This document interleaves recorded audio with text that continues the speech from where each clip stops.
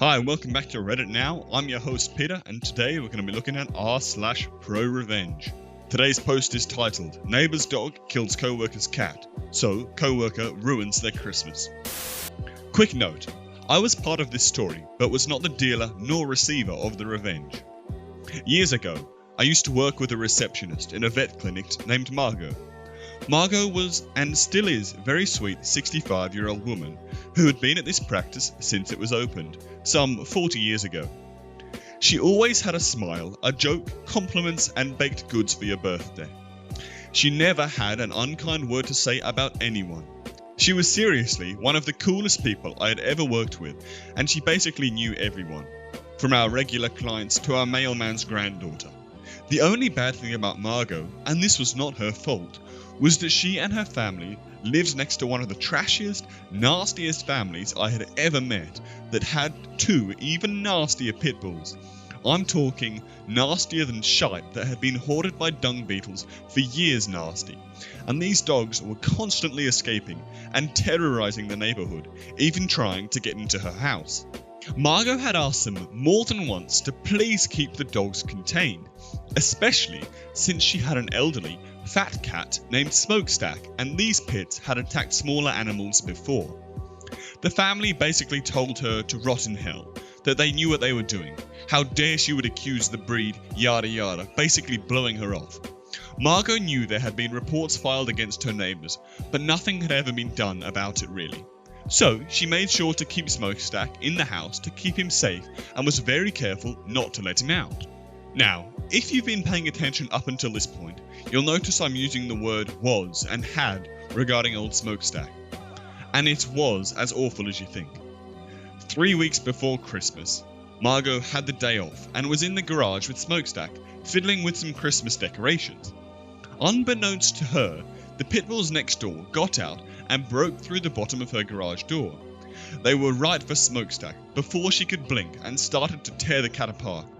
Margot screamed for help, and it was only when her son and husband came in with a baseball bat that they were able to free Smokestack from the jaws of these dogs.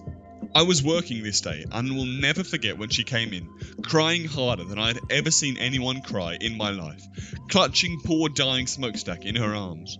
Her husband had to hold her while we tried to bring Smokestack back, but we couldn't do it. It would have taken a miracle, and God and then some, and he passed away. And a truly crap way to go in what should have been the golden years of his fat cat life. Margot sat there for a while with his mangled body, quietly crying for a while before she finally kissed whatever part of him was still intact and stood up. She told us, "I've got a job to do. Take care of him, girls," and then left. We figured Margot would take a few days off to be with her family and then continue on with life as normal. We figured wrong. Now, when I say Margot knew everyone, I mean everyone.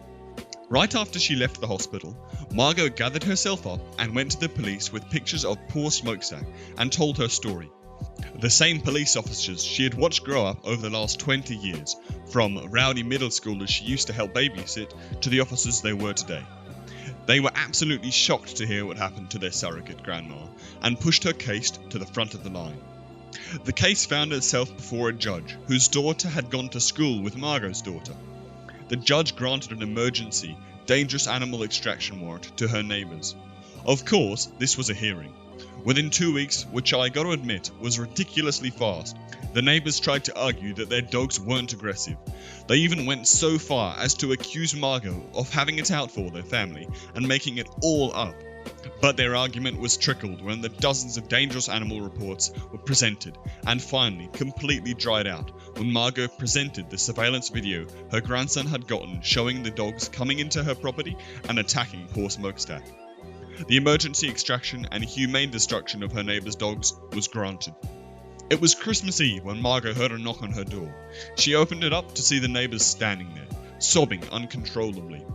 They were begging for her to stop animal control, that they had had these dogs since they were puppies, how the kids would be devastated and it would ruin Christmas, and if she could find it in her heart to give the dogs another chance. Up until this moment, the neighbours had behaved abominably. They didn't offer to fix the garage, they never apologised for trying to slander her name in court. Hell, they didn't even pay for Smokestack to be cremated. At no point had they even shown the slightest shred of remorse for what damage their dogs had done. And as the neighbours stood there, blubbering and whimpering about how this was going to ruin their Christmas, Margot looked at them straight in the eye and told them, in her calmest voice, "You took away my family, so now I'm taking away yours," and shut the door in their face, just as Animal Control pulled up onto the driveway. Margot was not surprised as she watched the dogs get hauled into the truck and taken away. After all, it was her idea for Animal Control to take away the dogs on Christmas Eve, a perk of having known the AC officer supervisor for years. Margot even made sure the dogs were euthanized before the outside Christmas lights turned on that night. The family never received the remains, nor did they ever get the chance to bring another animal into their family, as the father proceeded to drunk drive into a telephone pole that same night, killing him instantly. Mum went off the deep end, so CPS picked up the kids by February, and ultimately the house foreclosed in September. Despite how traumatic Smokestack's death was, I'd like to think that if the neighbours had shown at least some regret, Margot might not have gone as far as she did. She was/is still the person to forgive and forget. Or maybe she ultimately knew it had to be done.